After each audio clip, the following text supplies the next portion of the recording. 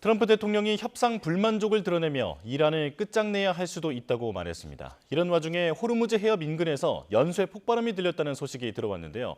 종전 전망이 더 어두워지고 있습니다. 트럼프의 속내는 무엇일지 민정훈 국립외교원 미주연구부 교수와 분석해 보겠습니다. 어서 오십시오. 네, 안녕하세요. 네. 자, 지금 계속 들어오고 있는 속보부터 짚어보겠습니다. 호르무즈 해협 인근의 이란 남부 항구 도시에서 세 차례 연쇄 폭발음이 들렸고, 그리고 미군이 이란의 드론을 요격했다라는 소식까지 계속 나오고 있는데요. 상황이 좀 급박해 보이는데 지금 어떤 상황으로 보고 계십니까?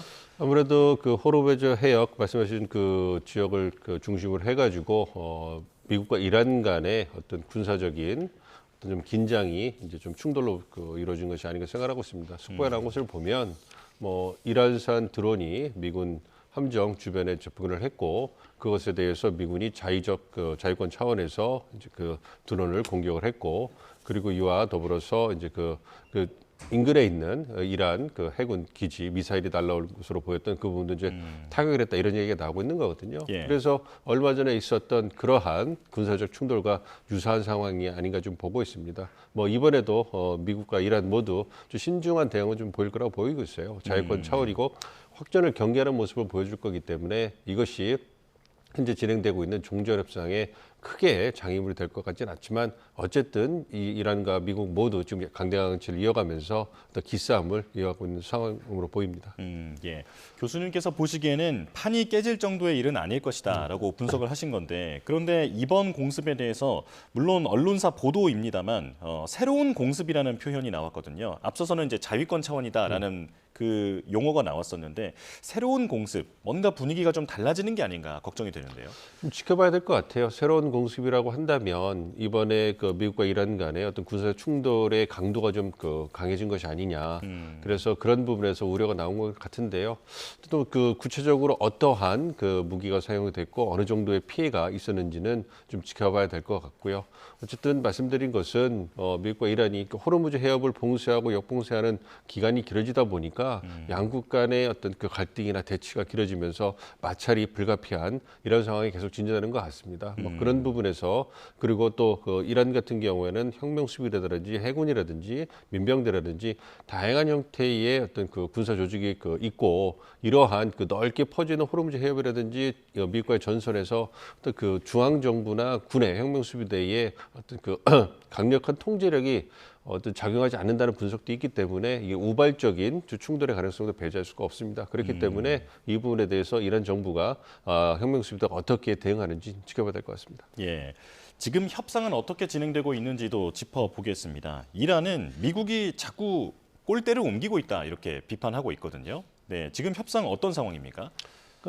미국은 미국이 원하는 걸 좀 더 달라는 거고, 이란은 이란이 원하는 것을 지켜야 된다, 뭐 이런 입장이 아닌가 좀 생각하고 있습니다. 그러니까 지금까지 나온 언론 보도를 보면 호르무즈 종전을 합의를 하고 호르무즈 해협을 개방을 하고, 그다음에 우라늄 농축된 우라늄을 폐기한다. 예. 이 정도까지는 원칙이 됐는데, 그러면 어디에서 어떻게 폐기할 것이며 그 부분에 대해서 어떻게 논의할 것인가, 이런 부분에 대해서는 아직 불명확하거든요. 근데 이란 입장에서는 일단 합의하기 어려운 이란 핵 문제는 추후에 협상을 통해서 얘기를 하고 종전 합의하고, 그다음에 호르무즈 해협을 개방하고 동결돼서 일부를 해제해달라, 이러한 자신들의 요구를 주장을 하고 있고, 이거를 미국이 받아들여야 한다, 뭐 이런 주장을 하고 있는 거거든요. 그런데 예. 단계적 접근법에 대해서 미국이 어쨌든 조금씩 양보하면서 이제 접점을 찾아가고 있는 상황이기 때문에, 그러한 부분에서 이제 이란이 어떻게 보면 우위를 점한 것이 아닌가, 이렇게 판단을 할 수 있고요. 미국 입장에서는 이제 그러한 부분이 언론에 알려지다 보니까 이거 이란이 너무 퍼주기 아니냐, 그래서 이란이 너무 끌려가는 거 아니냐, 그런 국내 정책적인 반발이 나오고 있기 때문에, 그런 부분에서 뭔가 좀 시간을 벌리면서 국내 지지층을 뭐 좀 다독이는 그러한 수준이 필요하거든요. 예. 그러한 측면에서 트럼프 대통령이 협상에 만족하지 못한다, 내각회의도 개최하면서 군사 충돌 이런 부분도 보여주고, 협상이 결련되면 다시 군사학제를 재개했다, 이런 강한 모습도 보여주면서 다양한 수단을 통해 가지고 국내 지지층을 다독이는 모습을 보여주고 있는 거고, 그러한 모습이 이란에게는 이제 미국이 꼴대를 옮기고 있다, 이렇게도 보일 수 있는 상황이 아닌가 생각을 하고 있습니다. 어쨌든 협상은 거의 타결 막판까지 왔다고 보고 있고요. 마지막에 이제 국내 정치적인 국내 어떤 여론을 고려한 그러한 설득이라든지 어떤 다 여러 가지 움직임이 있고 그런 부분에서 이제 그 마무리되고 있는 것이 아닌가 생각하고 있습니다. 예. 중국이나 러시아로 이 농축 우라늄을 옮기는 문제 이런 게 최근 들어 자주 보도가 되고 있는데 그 제3국들은 어떤 속내를 갖고 있을까요? 그 제3국들 입장에서는 뭐 러시아나 중국 같은 경우, 그다음에 여타 그 중동에 있는 그 아랍 국가들의 입장이 또 다르죠. 그러니까 예. 러시아, 중국 같은 경우에는 이란 전쟁으로 인해 가지고 미국이 힘들어하는 모습이 결코 나쁜 건 아니에요. 어떤 그 미국과의 어떤 세력 경쟁을 하고 있기 때문에 중국이나 러시아 입장에서는 미국이 계속 이제 어려워하는 모습을 보여주면서 국제적 위상이 떨어져가는, 그래서 자신들의 국제적 입지가 강화되는 부분을 이제 그 뒤에서 이제 흐뭇하게 보고 있을 거고요. 그럼에도 불구하고 이란이 또 이제 또 완전히 소멸되거나 이제 너무 어려워지는 것을 원하지 않기 때문에 어떻게 보면 생명호흡만 대주면서 이제 지켜주고 있는 이런 상황이거든요. 그렇지만 또 호르무즈 해협이 막히고 있으면 뭐 중국 같은 경우에는 이제 그 경제적 타격이 있기 때문에 그런 부분이 너무 악화되는 것은 또 바라지 않고 있거든요. 그리고 미국과의 관계도 어느 정도는 고려해야 되기 때문에 그러한 부분에서 이제 줄타기를 하면서 신중한 모습을 보이고 있는 거고, 아랍 국가들 같은 경우에도 이란이 완전히 그냥 붕괴돼 버리면 그러면 이란의 힘의 공백이 생기기 때문에 그것이 달갑지 않은 것이고, 난민 문제라든지 새로운 그 지정학적인 불확실성이 너무 커지게 되면 그게 이제 그 지역의 어떤 그 안정성을 해칠 수 있기 때문에 그런 우려를 하고 있거든요. 그러면 그런 부분을 본다면 또한 또 이번에 협상을 통해 가지고 미국이 급격하게 어떤 군사력을 중동에서 철수해 버리면 그것이 또 중동 지역에 또 안보 불안을 가질 수 있기 때문에 복잡한 속내를 가지고 있습니다. 그렇기 예. 때문에 어쨌든 미국과 이란의 협상이 진행되는 걸 보면서 그 과정에 자국의 핵심적인 이해관계를 투영하려는 그런 모습을 보이고 있기 때문에 협상이 굉장히 복잡하게 돌아가고 있다 생각하고 있습니다. 이란을 통한 미국의 견제 목적도 좀 있어 보이는 상황인데요. 이런 가운데 트럼프 대통령이 사우디와 카타르 등을 향해서 아브라함 협정 의무 가입을 지금 주장하고 있는 상황입니다. 빈살만 왕세자가 노를 100번이나 외쳤다 이런 보도도 크게 화제가 됐는데요. 지금은 아브라함 협정, 그러니까 걸프국들이 이스라엘과 사이좋게 지내라라고 하는 그 부분을 어떤 이란 전쟁 종전의 조건처럼 지금 트럼프 대통령이 내미는 듯한 느낌이거든요. 어떻게 보십니까? 그 아브라함 협정이라는 것은 트럼프 일기 행정부 때 야심차게 시행한 그 중동 평화 정책 구상이에요.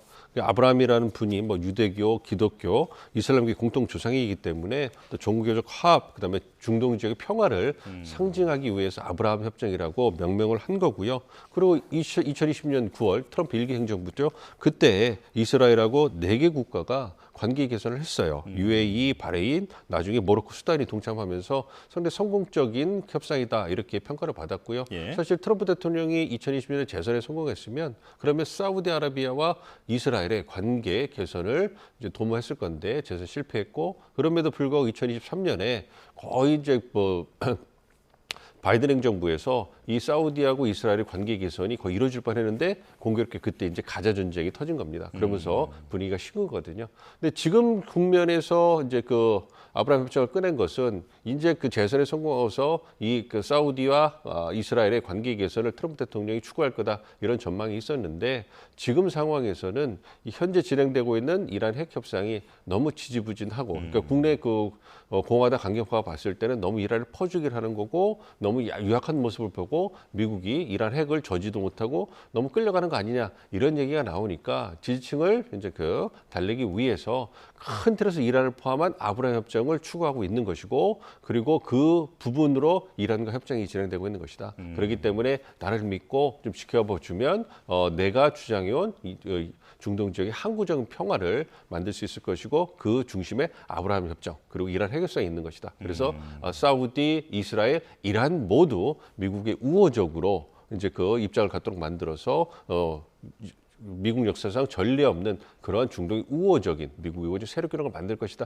이러한 모습을 보여주려 하는 것 같아요. 그래서 예. 아브라함 협정을 얘기를 하고 있는데, 말씀해 주신 것처럼 사우디 같은 경우에는 팔레스타인의 독립 문제를 두고 이스라엘과 각을 세우고 있기 때문에 쉽지가 않거든요. 그래서 그 부분에서 신중한 입장을 보이고 노라고 계속 이야기하는데, 트럼프 대통령이 갑자기 아브라함 협정을 다시 이제 압박을 하니까 그런 부분에서 이제 그 반발하는 모습을 보여주는 것이 아닌가 생각을 하고 있습니다. 예. 남호 대응 얘기도 보겠습니다. 정부가 사실상 이란이 공격한 게 맞다라고 조사 결과를 발표했는데요. 하지만 이란은 극구 부인하고 있는 상황입니다. 우리 정부도 이제는 증거가 나온 상황에 조금 더 공세적으로 나설 것으로 보이는데 하지만 상대가 모두 부인하고 있으니까 이게 외교적 득실을 따져보면 뭐 어떤 걸 기대해 볼 수 있을까요? 또 말씀해 주신 것처럼 이란 측의 소행이 거의 이제 확실해 보이죠. 그렇지만 말씀해 주신 것처럼 공격을 어디서 발사했는지, 발사 원점, 공격을 고의적으로 했는지, 그리고 공격을 이란 측에서 했는데 구체적으로 어떠한 주체가 했는지, 혁명수비대인지, 정규군인지, 민병대인지 이 부분을 확정하기가 좀 어려운 부분이 있거든요. 왜냐하면 나무에 있는 CCTV를 놓고 봤을 때 처음에는 기억하실 거예요. 어떤 자살 드론이 적극 드론이 공격한 것이 아닌가 봤는데 CCTV를 보니까 이 타격하러 오는 그런 물체가 속도가 굉장히 빨랐다는 거예요. 그렇기 때문에 드론으로서 속도가 나지 않기 때문에 지금 판명난 이란산 대한 미사일일 것이다. 이런 쪽에 무게가 실린 것이고 예. 그리고 그 이후에 구체적인 조사를 해보니까 지금 말씀해 주신 것처럼 이란의 소행이 거의 확실하다. 그러나 확정짓기 어려운 부분이 있다. 이런 얘기를 하거든요. 어쨌든 이 부분을 통해서 우리 이제 외교부에서 잘 아시는 것처럼 주한 이란 대사를 초치해서 결과를 설명하고 그래서 명확한 증거를 먼저 제시를 했을 거라고 생각합니다. 그걸 통해 가지고 강도롭게 비판을 하고 그다음에 재발 방지, 그다음에 사과를 요청을 하고요. 뭐 가능하다면 배상 조치까지 할 수 있는 이러한 추후 조치를 할 건데요. 그와 더불어서 가장 중요한 거는 이제 호르무즈 해협에 이제 억류된 우리 선박과 선원의 안전을 이제 요청하는 부분이 있는 거거든요. 그런 부분에서 이제 강도 높게 이제 이란을 압박할 거라고 생각하는데요. 그럼에도 불구하고 말씀해 주신 것처럼 이란 측이 계속 부인한다면 그 부분에 있어서는 아무래도 좀 한계가 있지 않을까 생각을 하고 있습니다만 예. 굉장히 이란도 궁색한 변명만 하고 있기 때문에 우리 측의 주장과 압박에 대해서 어느 정도로 수긍하고 재발 방지라든지 서가 부분을 비공식적으로 하지 않을까 생각을 하고 있습니다. 어쨌든 이런 호르무즈 해협의 봉쇄가 길어지면서 이러한 불상사가 발생을 했는데요. 다시는 이런 일이 발생하지 않기를 기대하고 있습니다. 예.